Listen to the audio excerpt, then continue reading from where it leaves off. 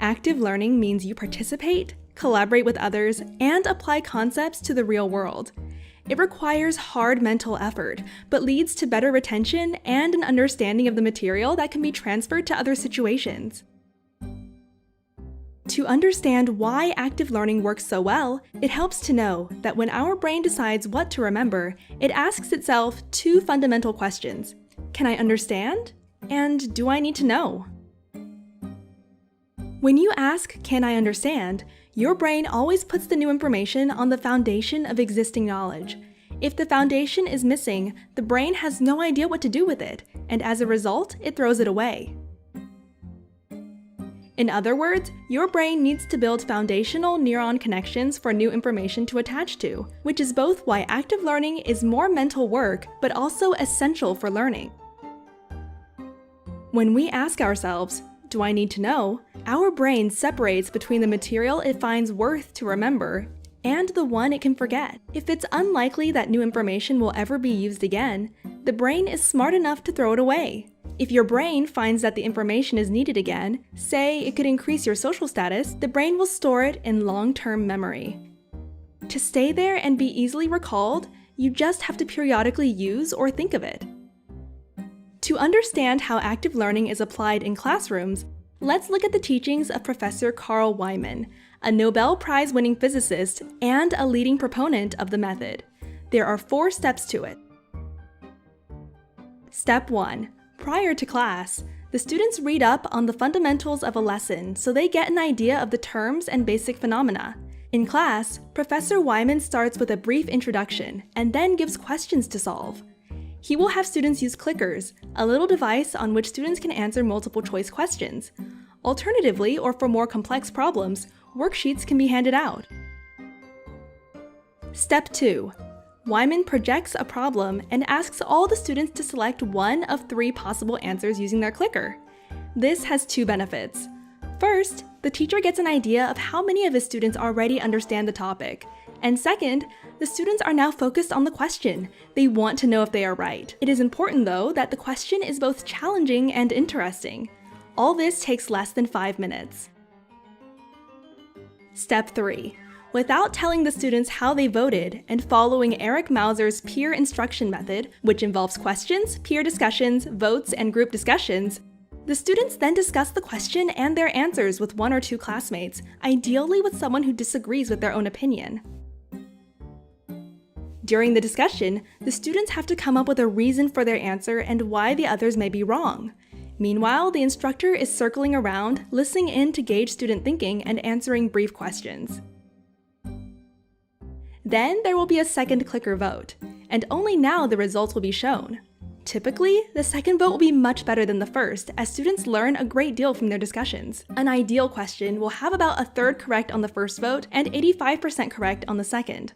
All this takes around 7 minutes.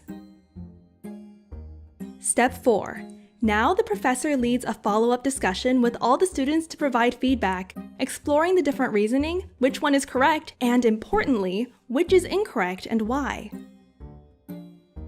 Only at the very end, Professor Wieman will explain the correct solution and answer follow-up questions. Ascertaining the students' understanding from the questions they ask, he decides if it is time to move on, all of which takes around 10 minutes. There are 3 reasons why active learning works so well. First, the students are actively working on interesting problems. And, as they all voted for an answer right at the beginning, they have a stake in the outcome. That means their brains decide that the information covered is important to be remembered, and are hence more receptive for learning. Second, by solving problems alone and in groups, they dive deeply into the material. Explaining to a peer engages novel mental processes.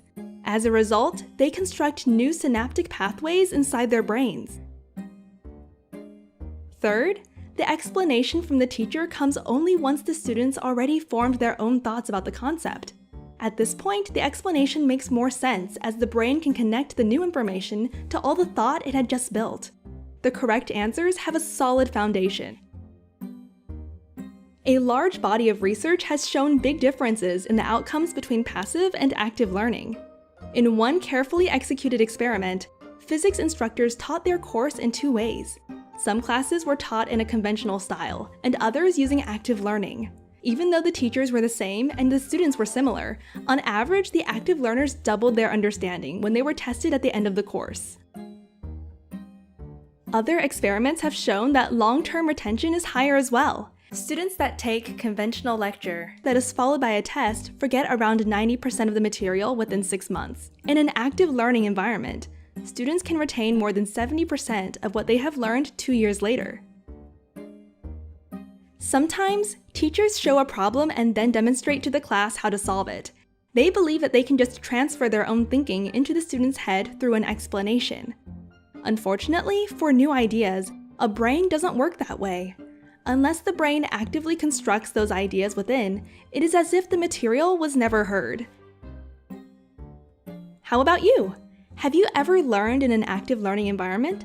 And if so, how does it compare to learning the conventional way?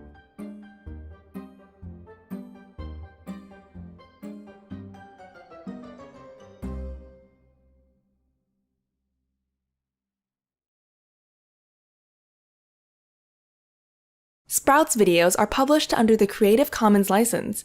That means our videos are free and anyone can download, edit, and play them for personal use. And public schools, governments, and nonprofit organizations can also use them for training, online courses, or designing new curriculums. To help us stay independent and support our work, you can join our patrons and contribute. Just visit patreon.com/sprouts. Even $1 can make a difference.